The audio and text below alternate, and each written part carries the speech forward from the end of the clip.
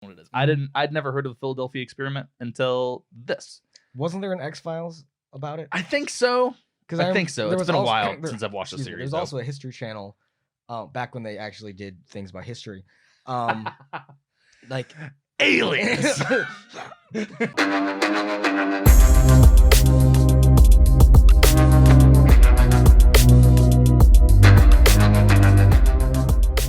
Hey, well, thanks for stopping into Night Shift Video. My name is James, and tonight I am joined by this guy, Josh. Josh, how are you doing tonight? I am great. This is a weird Wednesday.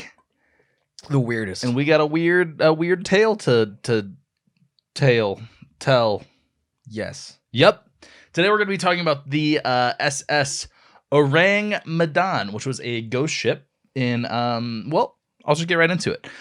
So according to widely circulated reports, in 1947, or some alternate accounts say 1948, multiple ships traversing the trade routes between the Straits of Malacca, which is right between Sumatra and Malaysia. Yes. They claim to have picked up a series of SOS distress signals. The unknown ship's message was simple as it was disturbing. All officers, including captain, are dead, lying in chart room and bridge. Possibly whole crew dead. There's then a bunch of like gobbledygook stops and starts. No one really knows what that was. Mm-hmm. And then the final message, 2 words, I die. Creepy as fuck. So there was an American ship called the Silver Star who picked up on this, as well as there was another merchant ship and a couple listening outposts in the area. Between all of them getting this radio signal, they were kind of able to triangulate where this ship might be. And so they go out, and the Silver Star finds it. They find the Ourang Medan, and they are hailing it. No answer. Kind of the, seamen on board the Silver Star kind of looking over and like, There's nobody on the deck. There's nobody like walking around. Like, what's going on over there? This is weird. And so the captain decides, hey, we'll do a boarding party. We'll go over and see what's going on. So they go over there, and what they find is the entire crew dead. Corpses. And they describe them as having their faces frozen in fear. Many of them with their arms like raised as if like trying to fend off an attacker or something of that sort, but no visible wounds or scars or, stabbings or anything like that. Just frozen to death in fear. Yep. Everyone on the ship, including the ship dog. Yes. Also frozen to death with like a snarl on his face. He wasn't happy when he went down. It's weird, right? Yeah, it's really weird. It's weird. So the captain decided, well, that's fine. That's whatever. We're gonna, tow the ship back to port. Yep. They can launch a full-scale investigation, figure out what the hell's going on, get the ship to whoever it belongs to. We'll help them out. So they start attaching the tow lines, and that's when the boarding party notices some smoke coming from the hold of the ship. Yes. And that's when the captain says, nope, everybody off, get back off, cut the tow lines. This doesn't look good. Right. And according to the legend, the entire boarding party was able to get off, cut the tow lines just in time before an explosion that was so large. Hang on, there's a quote. It exploded with such force that it lifted the Medan herself from the water and then swiftly sank. Ship blew up. That's something special, I mean, when you see boats explode, it just, first of all, they don't come out of the water generally, and then to just sink that quickly is also just gone. And had tow lines still been attached, that's a big ass anchor, like. Oh yeah, like that ship, that the half of the ship that's still connected could be pulling your ship down too. Like that's a very dangerous place to be in. So there's a lot of theories about what There happened sure to the are. Ourang Medan. I'm going to go through them kind of bit by bit, and some of them kind of have more to them than others. But before I do that, I want to ask you kind of what are some things that stand out about this story for you? I'm not sure if you'll cover it later, but so there are a lot of people who question this whole story, the whole thing. Sure. And there are so many similar reports, but at totally different well, not time periods, but like I think the first time something Years like separated, this yeah. was like in like 1940, Mhm. and then there was one in 1947 and 48, and they showed that like the same it seemed to come from the same region, so they think it was the same reporter who had the story, but in different years. So that's one of the reasons they want to debunk it. But at Yeah. the same time, it's still the same person, and that's how some people say, "Oh, well, no, that proves it is a thing." Right. So the range of, I guess, origins to have this one thing where I think everybody tends to agree there is a boat or there's a ship in the water. It's just a weird thing to have so much conflicting reports, Yeah. but like there's a ship, just go get it. Well, and I think that looking back on it now, it is, hey, there's a ship, go get it. And I don't know that I've ever really read anything modern of anyone really taking this seriously enough to like Right. do an expedition. I mean, that was the entire plot of Titanic the movie was Yeah. going and searching a shipwreck, right? Yeah. Like you would think that something this mysterious would have caused someone to get a research party and raise enough funds to at least take one expedition. Just I don't find a know, weird like, rich guy who likes the water. or yeah, like Aqua a- Richard Branson. a Ron Swanson type who has a lot of gold and like Yep. but yeah, there hasn't been like a modern excursion to this, which could be two things. For some, it could say, well, yeah, because it's clearly just kind of a silly seafaring ghost story that Navy sailors told to other Navy sailors, like the elder sailors told the younger ones to kind of spook them or whatever. Like clearly it's because it's that it's a modern maritime urban legend. It's modern Flying Dutchman, it's modern mermaids, like it's just that. Or It's there's another thing that is more of a governmental military conspiracy. But before we get into that one, because that one's got a lot of details, I'm going to go over a couple of the kind of more paranormal explanations. So kind of the most obvious is aliens, right? Right. But X-Files, come on. if I'm going to... What do you The story kind of plays like an X-Files cold open. It does. Like just the idea of seeing all this happen, and then frickin' Mulder gets a phone call. Like Fades out, phone call, FBI headquarters. They're off. yeah. So there's this idea from Frank Edwards and Robert V. Hulsey that they retold the basics of the legend to Fate magazine. And in Edwards' 1955 book, The Case for the UFO, they had a guy, he's an astronomer, an author, and he was a noted Philadelphia experiment researcher. You know the Philadelphia experiment? Yes. Okay, so I figured it was somewhat related to this, and it's also ship related, so we could at least explain what it is. I'd never heard of the Philadelphia experiment until this. Wasn't there an X-Files about it? I think so.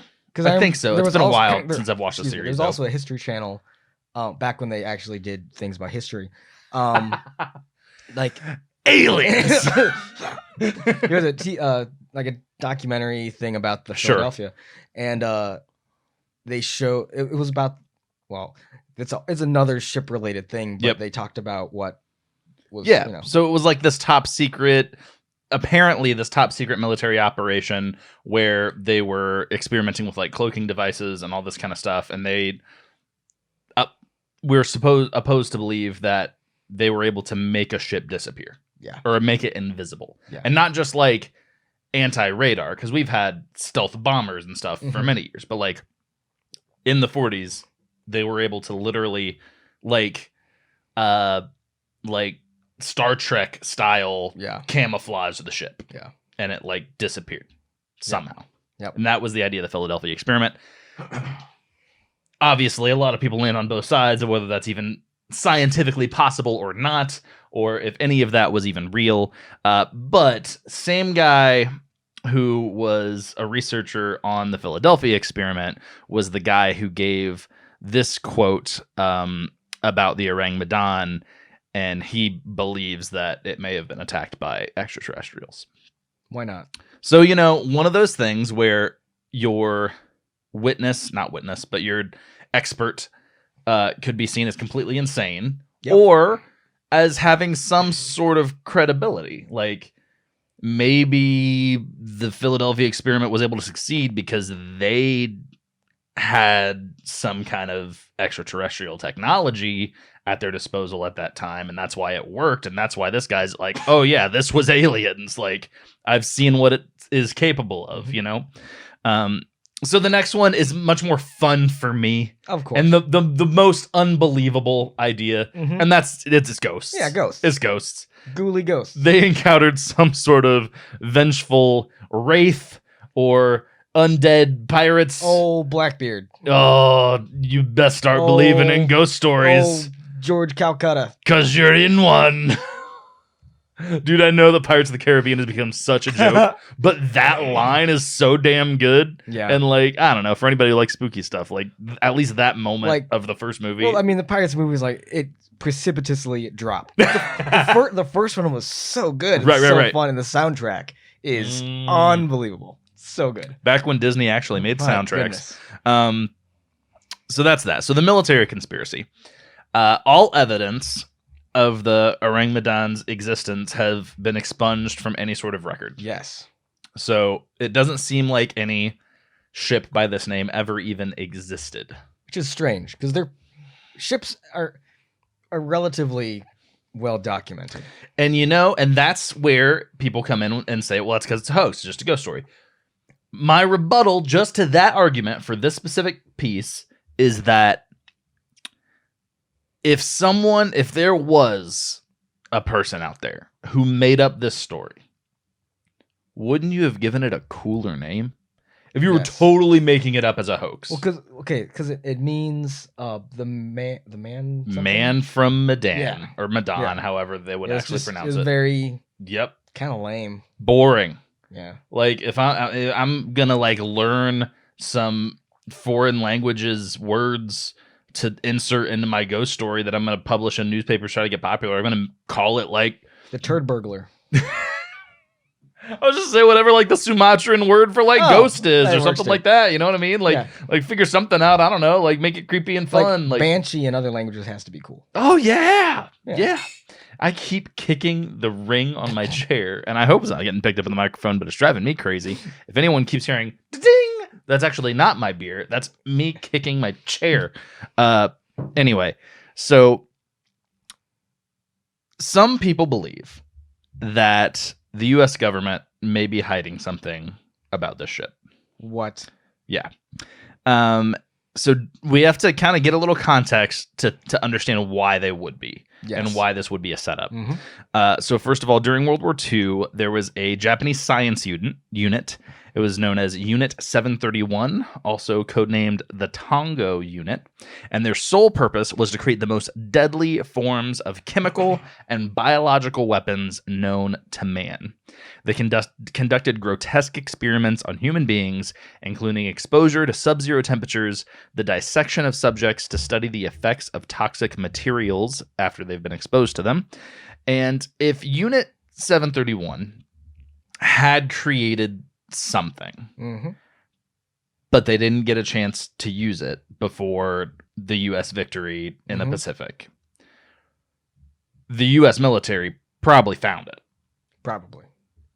If they would have made something that didn't get unleashed yet, most likely after Hiroshima, our people found it.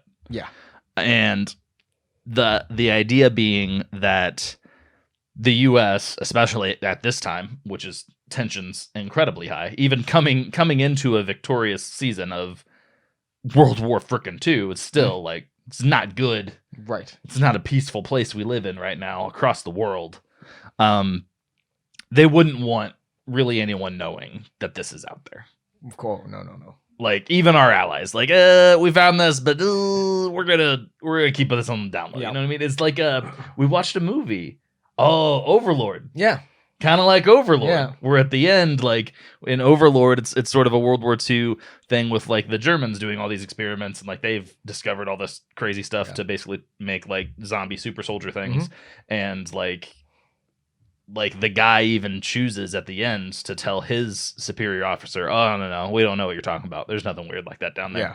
Because if the government, the U.S. military, were to know it was there, they would want to harness it for their own use, Right. which is what they would do with this thing if they found some kind of biological weapon. And so there is this theory that, you know, the U.S. found this stuff, figured out what it was, and was trying to get it out of Japan and potentially eventually back to the U.S. for us to either keep, to use, or to just keep it out of the hands of people who could use it against us. Well, plus back then they had the whole Geneva Convention, so they weren't allowed to use like, gas anymore, basically. That's true. And there's like they couldn't legally like document it and transport it. It's just like they had to get rid of it. So so they would have to transport it secretly. Right. Because they weren't allowed to, even if it was like scientific. Exactly. So this is from Roy Banton, who has probably done the most amount of research on this story and the Ourang Medan and its existence and everything. This is a quote from one of his essays. And he said, "So how was this deadly cargo going to be moved around the South China Sea and through the Straits of Malacca during this troubled period? Not by air.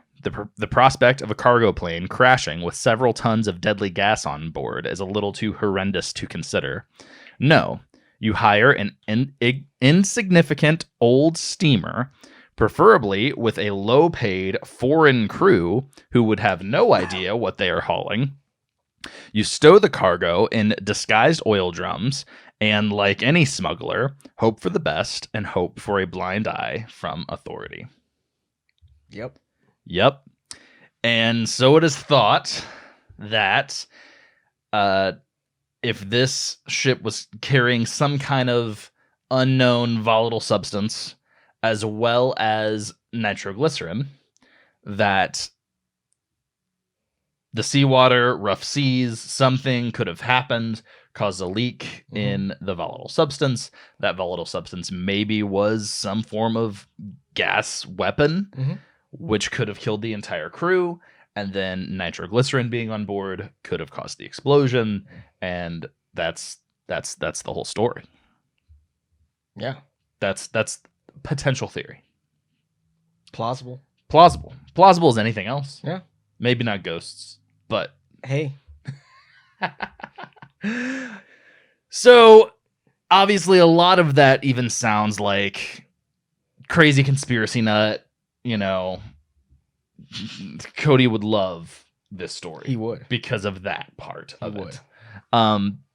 But the one thing that really makes me revisit and think maybe someone somewhere is hiding something, and this isn't just a hoax, ghost story, is C.H. Mark, who was the assistant to the director of the CIA. He wrote a private letter, and the letter was released to the public, because that happens with governmental, like, top secret documents from time to time. After, so long a time, they get released to everybody. You can go online. I'll put a link in. I found this actual letter. You can find it on the CIA's website, and you can read it yourself.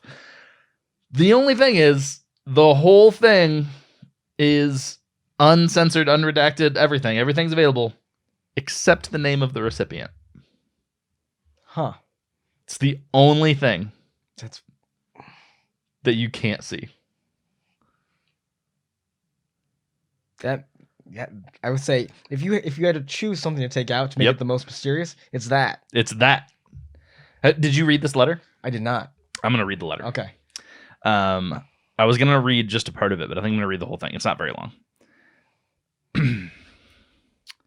So here, you can see it. You're looking at it right here. We have approved for release, dear blank, and then we also don't see the name of the reviewer, but that's because that doesn't matter. But everything else is here. Nuts. And yeah, C.H. Mark, assistant to the director of Central Intelligence Agency. Yeah. So his letter reads, "Dear blank, on May 29, 1958, I sent you a letter." So this is not the first letter being sent to this person. Mm-hmm. That's another important thing to remember. There is a chain of events that C.H. Mark has gone through to get to the point of writing this letter. Like a chain letter? Stop it. That was the only word that came to mind, because a chain letter. There is a chain of letters. So on May 29th, 1958, I sent you a letter concerning crews disappearing from ships on the high seas, or ships which have disappeared without trace. So he, and generally, had sent a previous letter about kind of Bermuda Triangle-y type stuff. And he said, well, I have just read a weird story concerning the Dutch vessel, the SS Ourang Medan. I will be indeed grateful for your opinion of the story. Also, do you think, and he uses quotes, which I also think is interesting, is every time he uses quotes. So if you're watching, every time he uses quotes, I'll do little finger quotes. If you're not watching, if you want to see the quotes, either look up the letter yourself. Listen for some inflection. Look up the letter yourself, listen for inflection, or go watch us on YouTube. You can listen to it twice. So I would indeed be grateful for your opinion of the story. Also, do you think something from the unknown is involved? In early February 1948, an SOS came from the SS Ourang Medan. Dutch and British listening posts located the vessel as proceeding through the Malacca Strait. The sea was calm. The weather was clear. SOS, SOS. Again came the frenzied call. After a short silence, all the officers, including the captain, are dead, lying in chart room on bridge, probably whole crew dead. Then followed a series of indecipherable dots and dashes, and then came very clearly, I die. Rescue ships from Dutch Sumatra and British Malaya rushed to the indicated location of the vessel in distress. They found her over 50 miles from the position given. Boats were put over the sides to investigate. So in this list of events, there is no American ship. And it has been said that a lot of people have looked up the Silver Star and said that the Silver Star also never existed.